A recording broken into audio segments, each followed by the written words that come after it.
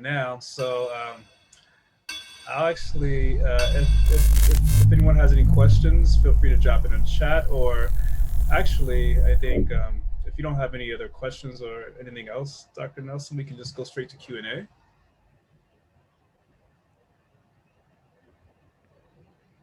And I think there's a way to make everyone else, because I realized there's about only 21 people here, so we can make the screen visible to everyone. I'm going to see if I can do that so that people can just, we can have this more informal or informal, and everyone can just sort of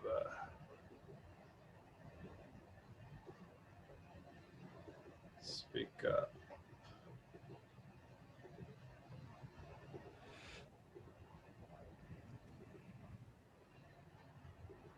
I'm sure there's a quick way to do this, but I'm learning as I go here. So we all are, brother. This is brand new. This is a postscript, which means we all learning on the fly. Take your time, brother.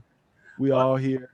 I think some of my classmates might be like, Daryl, look, you had a whole year to get this together. Nah, that's not that easy. You had a whole lot to get together. Take your time, brother. We all here in love and family. But yeah, that's what we're talking about, right? That's right.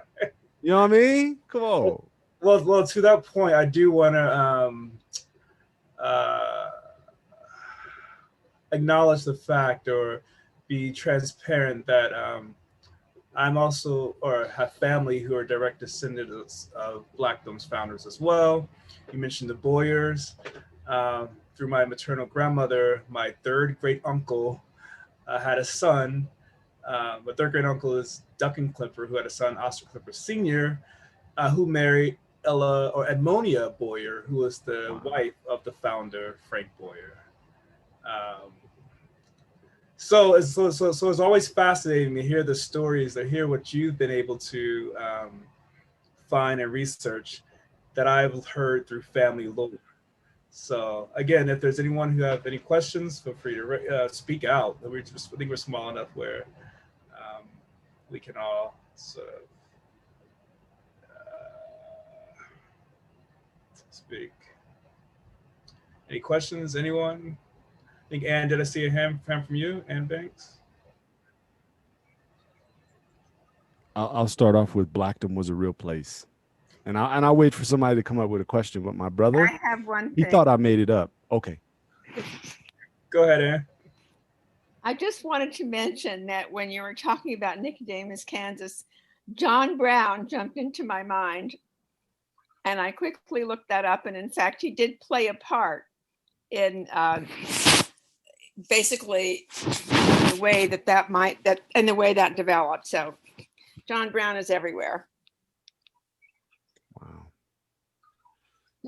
I'm actually doing a 10-page paper for David Gergen's leadership class on John Brown, so I'll definitely be bothering you more about that. Oh, Laura, I see. Do you have a hand?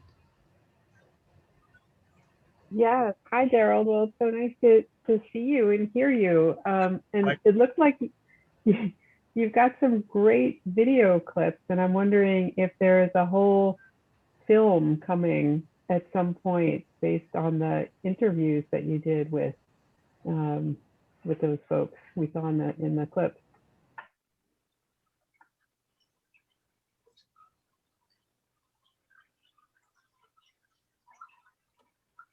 Oh, did we lose you? Did you hear me? Was I on mute? Oh, maybe you don't hear me. Hold on. I can hear Laura. Laura. Okay, can you hear me? I can't hear Daryl. Daryl right now. Daryl, yeah.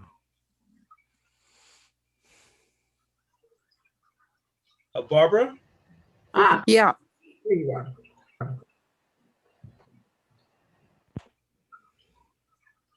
Barbara, you have a hand? And anyone, just feel free to speak. We can be quite informal here. Yes, this is very interesting, and I love all this research material. What's in Blackdom today? Is there a town there still? Are there people living there? What's the story? Blackdom blew away in the Dust Bowl. However, the royalties from the oil company extended into well past the World War II era. And I want people to understand that if you go there, people like to say there's nothing there, but there's a reality that there wasn't supposed to be anything there, in that they used the town as a corporate veil in order to get the royalties. So, for example, Frank Boyer, one of the main founders, one of the main of the 13 founders, once oil came in 1922, in 1919, by 1922, he moved to Vado, which had more water, closer to the Rio Grande River. It was closer to Black people, really, because it was close to Fort Bliss and the troops that went through that area. So even though there's nothing currently in Blackdom, the spirit of Blackdom continued, because the idea was about making money. And if you have royalties, you do something once, and you have royalties that extends to your kids and your kids' kids, then it's a success in a way that places that burned down couldn't be. Mm-hmm. So who's getting the royalties? The descendants of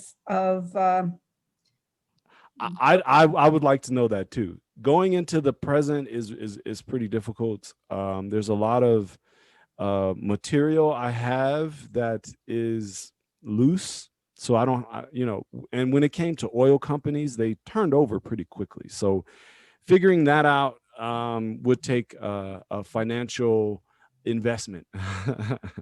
That stuff is hard to trace. Yeah, especially when it came to oil in the 1920s and in the roaring 20s, and Black folks and some Black folks not wanting other folks to know that they have what they have. So a lot of this is buried, and we can uncover it. It's just going to require some digging and capital and investment. Yeah, good. Very interesting. Thank you. Yeah, and to that point about this idea that Black people could come together in these ways to create businesses and thus wealth, is another opportunity that helped. The Freedom Colonies were sort of very anti-racist, right? And then of course they would hide that from not only other Black people but from white people, right? And family members. It's very much so. Because there was a real fear that, again, I think in one of the videos I showed with Dr. Powell, he mentioned, or was that, but not even Dr. Powell, I think the Nicodemus video, they were mentioning that they would build these things, churches and schools even, and white people would burn them down. And of course, we see that today, where it's still sort of like a very real fear of letting people know what you have, because there's this reality, or this historic reality, where people could come and take it from you. So what is the one way that they can't take it from you? As long as it's in your soul and your spirit. So that's where the church became so important. You can interpret what you're doing as revolution without the people who are against you knowing it. And it was called Blackdom, right? So it was clear what it was about. They didn't have any fear, but they also understood that that was their ticket. That was their way to participate in territorial government. Realize territorial government is a lot different than state government, which puts the sovereignty in the hands of the state. In territorial government, basically the sovereignty is in the hands of the people, or the sovereigns of the land. And